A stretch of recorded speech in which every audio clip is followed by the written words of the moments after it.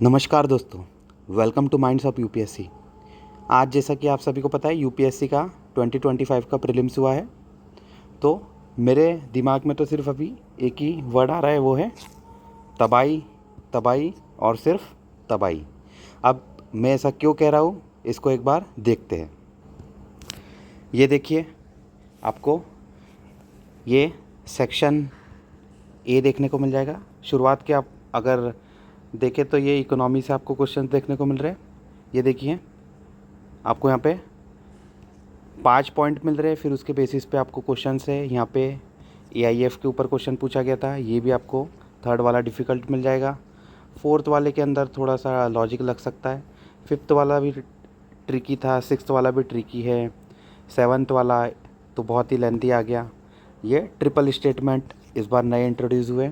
इसके साथ में 8 वाले के अंदर भी ट्रिकी था, यहाँ पे वापस से ट्रिपल स्टेटमेंट वाला सेकंड क्वेश्चन आ गया। ये आपको इकोनॉमी का सेक्शन मिल रहा है। इसके बाद में हिस्ट्री की बात करें, राजा राम मोहन राय एनसीएम। इसके साथ में अरघट्टा, ये तो पीवाईक्यू से इंस्पायर्ड है। इसके साथ में मट्ट विलास प्रहसनम, ये बुक किसने लिखी थी? महेंद्र वर्मा।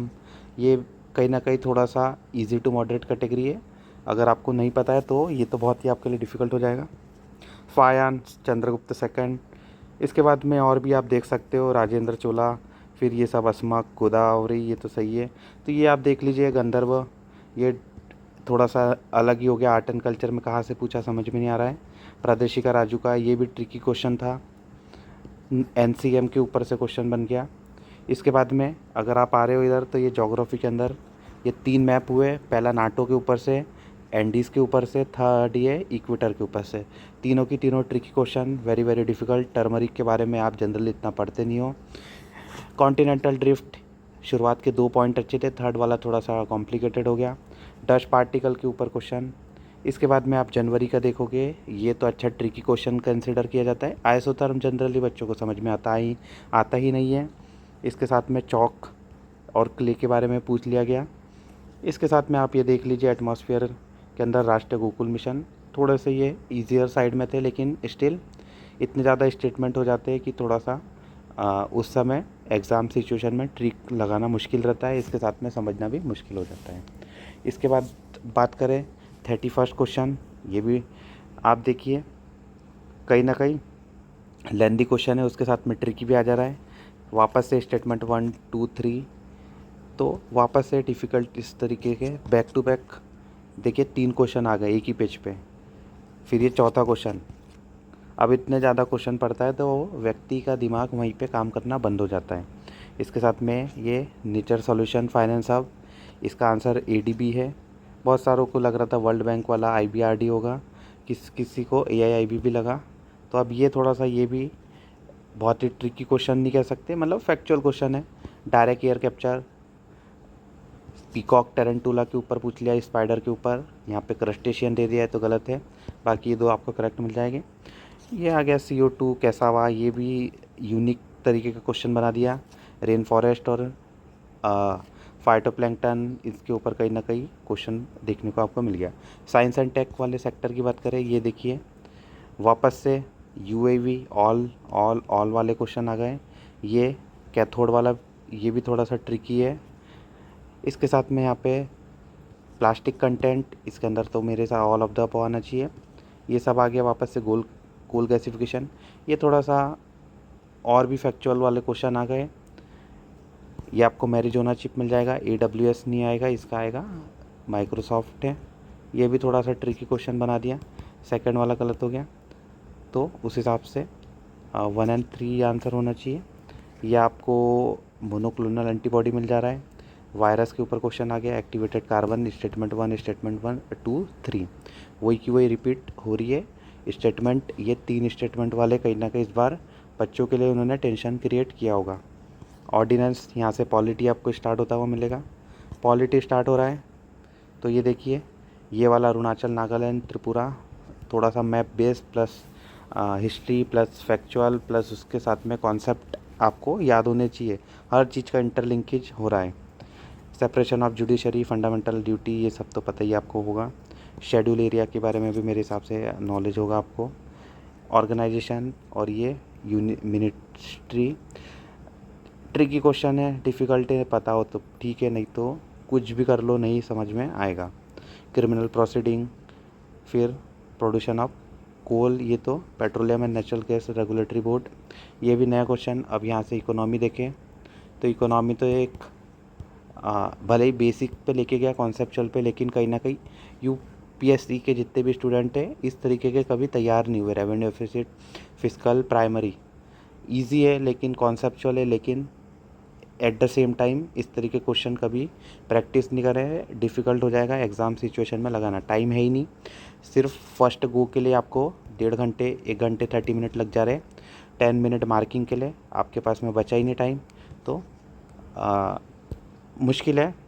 INSTC थोड़ा सा इजी, रिलेटिवली इजी।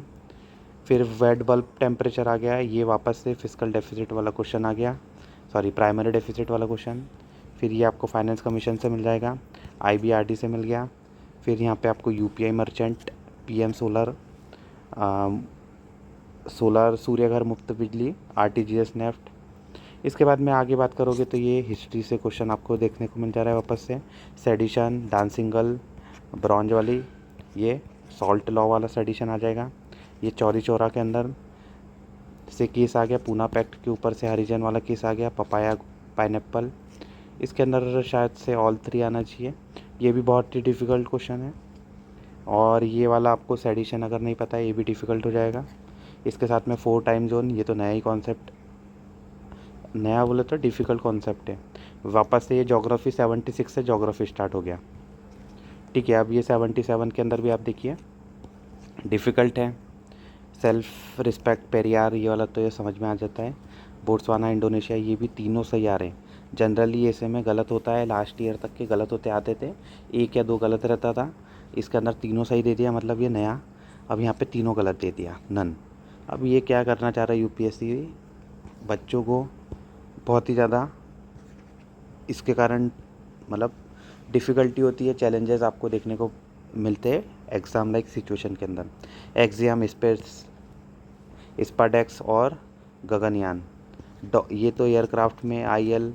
अब कुछ मिराज पूछते, अगर कुछ S-400 से पूछते तो समझ में भी आता, ये तो इजी था आयोडाइड वाला क्वेश्चन। प्रेसिडेंट से आ गया। अब यहाँ पे 86 से शायद पॉलिटी स्टार्ट हो जाएगी, ये आपको SNT वाला क्वेश्चन देखने को मिल जाएगा। इसके बाद में पॉलिटी के अंदर ये आ गया स्पीकर से। इसके बाद में आपको थोड़े से 10 शेड्यूल उससे रिलेटेड आ गया, ये आप देख लीजिए। NRL, national restoration law, EU का आना चाहिए ये। इसके बाद में बात करें तो ये देखिए थोड़ा सा पॉलिटी वाले क्वेश्चंस और आपको देखने को मिल रहे हैं, ये तो रिपीट हो गया है वापस से।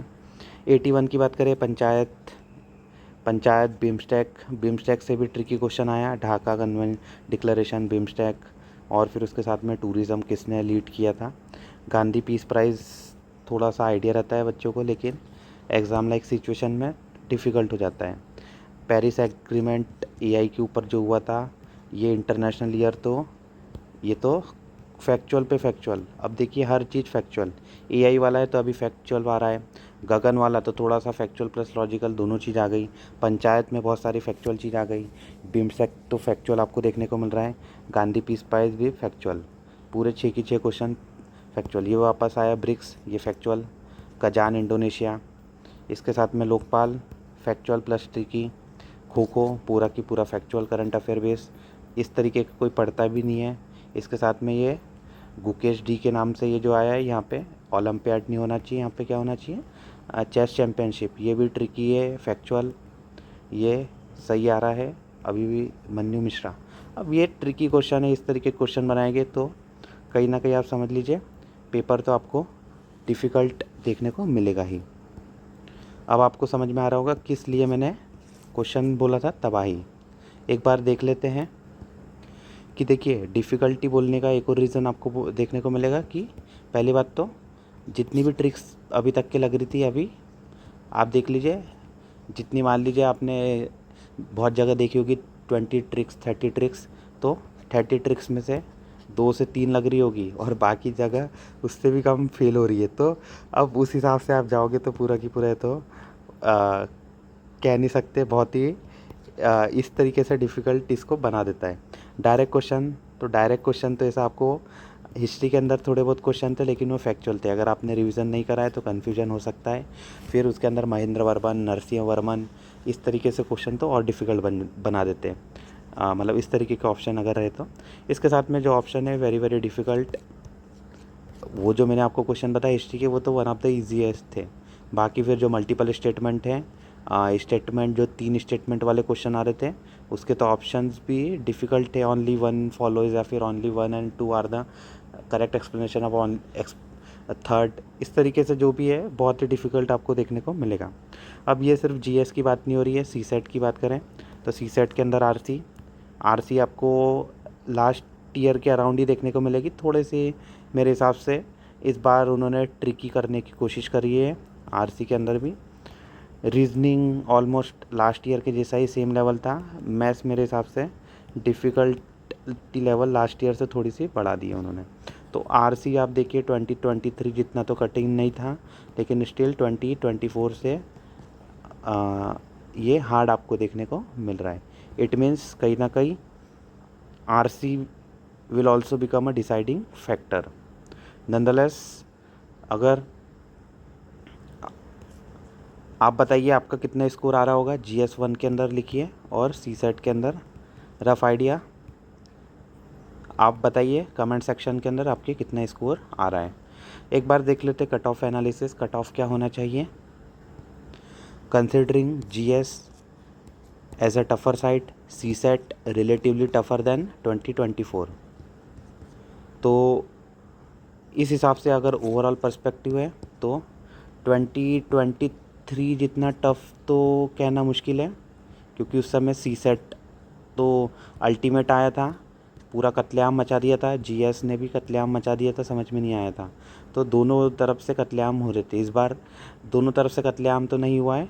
तो नंदलेस कहने का सेंस ये है 2023 से आपको पेपर थोड़ा सा ईज़ियर साइड में मिलेगा, थोड़ा सा ईज़ियर एज़ कम्पेयर टू 2023।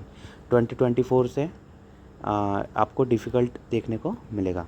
तो 2023 में कट ऑफ गया था 75, यहाँ पे 27 में गया 24 में गया 87। इट मीन्स कहीं ना कहीं दोनों का सेंट्रल पॉइंट आपको देखने को मिलेगा। अगर बात करें कट ऑफ की तो आप बता दिया मैंने दोनों का central point. It means around 80 marks अगर आपके जनरल में आ रहे हैं, +-2-3 कर लीजिए, +-3 कर लीजिए, तो 80 के आसपास अगर आपके मार्क्स आ रहे हैं तो you must have to start for the mains. इसके बाद में अगर बात करें तो ये आपको ऑलरेडी बता चुका हूँ मैं, 80 के आसपास है तो आप मेंस की प्रिपरेशन स्टार्ट कर दीजिए। और फिर अभी अगर आपको बताऊँ मैं सबसे ज़्यादा इम्पॉर्टेंट चीज़ क्या होती है, सबसे ज़्यादा इम्पॉर्टेंट चीज़ है सेल्फ़ एनालिसिस। अगर आपको सेल्फ़ एनालिसिस के अंदर आपको पहले तो ये देखना है 2025 अगर आपने पहले वाले अटैम्प्ट किए हैं तो वहाँ पे क्या मिस्टेक्स थी आपकी, ठीक है। या 2024 वाले अटैम्प्ट की बात कर रहा हूँ। देन अभी वाला जो लेटेस्ट आज का आपने पेपर दिया होगा, आजकल जब भी हुआ, तो इसके अंदर जो है आपकी क्या मिस्टेक्स थी और कहाँ पे रिवीजन की मिस्टेक है या फिर नोट्स की मिस्टेक है, कंटेंट की मिस्टेक है। जो भी मिस्टेक्स आपको समझ में आ रही हैं वो सब आप लिखिए, तो उससे आपको पॉजिटिव एस्पेक्ट और नेगेटिव एस्पेक्ट, अपनी वीकनेसेस और अपने स्ट्रेंथ दोनों पता आपको चल जाएगी। और फिर उस हिसाब से प्रिपरेशन करना चाहिए। आपका कैलिबर है जो भी है, आपको उस हिसाब से आगे डिसीजन लेना चाहिए। रही बात मेंस की, अगर आप चाहते ही हो कि जब ओखली में सिर दिया तो मूसली से क्या डर, अगर आप घुस ही चुके हो और बने रहना है 2026 के लिए, 2027 के लिए, तो फिर आप मेंस की तैयारी स्टार्ट कर दीजिए। मेंस 2025 की, मतलब मेंस की तैयारी आप 2025 के हिसाब से कर लीजिए। कहीं ना कहीं वो 26 में भी हेल्प करेगी, 2027 में भी हेल्प करेगी, ठीक है। इसके बाद में प्रीलिम्स वाले जो है, प्रीलिम्स के लिए हम कहीं ना कहीं में आपकी डिमांड रहेगी तो एक स्पेशल लेक्चर हम देखेंगे 26 की तैयारी कैसे करें, 27 की तैयारी क्या करें। और रही बात, बहुत सारे फ्रेंड्स मेरे फॉरेस्ट का पेपर भी दिया है, उसके हिसाब से अगर उनकी कट ऑफ की बात करें तो जनरल का जैसे 2024 के अंदर कट ऑफ आया था 91 के आसपास आया था आपको फॉरेस्ट का। 2025 में आपको देखने को मिलेगा, जिस टाइम यहाँ पे CS का कट ऑफ 75 था और लास्ट ईयर था 101 के आसपास और यहाँ पे कट ऑफ था 87। तो इस बार उस हिसाब से अगर देखें, सॉरी ये 2023 वाला है, ये 2024 वाला है। अब उस हिसाब से 2025 का देखें तो यहाँ पे अराउंड 80 के आसपास आ रहे हैं। इट मीन्स 95 to 96, अगर आप 95 के ऊपर भी जा रहे हो तो उस हिसाब से आप फॉरेस्ट की तैयारी स्टार्ट कर सकते हो, जो स्पेसिफिक फॉरेस्ट पे फोकस कर रहे हैं। ठीक है, आज के लिए इतना ही। अगर आपको कोई भी डाउट है, आपकी क्वेरी कुछ भी है, कमेंट सेक्शन में मेंशन करिए। इसके साथ में मेरा टेलीग्राम आपको माइंड्स ऑफ UPSC देखने को मिल जाएगा, इसको ज्वाइन कर लीजिए। ठीक है, मेंस के लिए अभी हम स्पेशल आपकी प्रिपरेशन करवाऊँगा मैं। और भी आपको कोई भी डाउट है तो आप मुझसे कनेक्ट कर सकते हैं। आपको टेलीग्राम की लिंक तो पता ही है, कमेंट सेक्शन में भी मेंशन कर दीजिए। This all for today. इसके साथ में आपको कमेंट सेक्शन के अंदर ये भी लिखना है आपके कितने मार्क्स आ रहे हैं CSAT के अंदर और GS के अंदर। ठीक है, और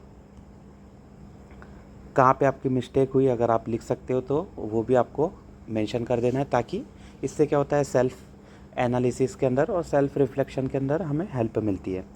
ठीक है, this is all for today. Thank you everyone. ठीक है, may God bless you. Thank you, have a nice day.